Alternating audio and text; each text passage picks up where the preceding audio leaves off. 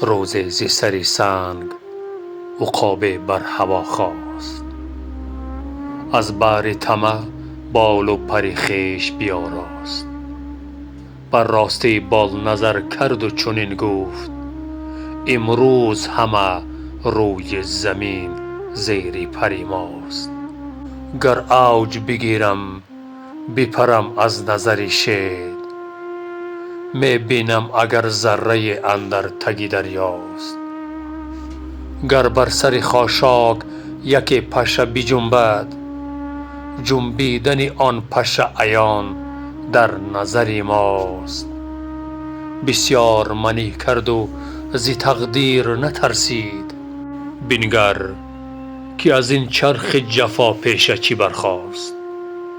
ناگه ز کمینگه یکی سخت کمانه، تیر ز قضا و قدر انداخت بر او راست.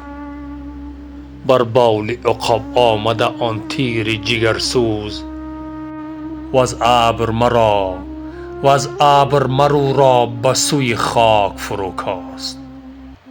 بر خاک بیفتاد و بغلتید چو ماهی، وانگه پر خویش کشید از چپ و از راست.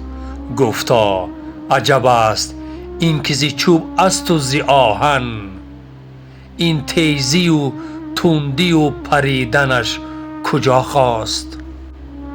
ز تیر نگه کرد و پر خویش بر او دید، گفتا ز کی نالم که از ماست که بر ماست.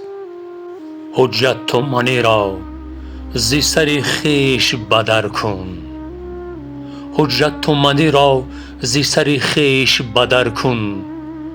بنگر به عقابی که منی کرد و چها خواست.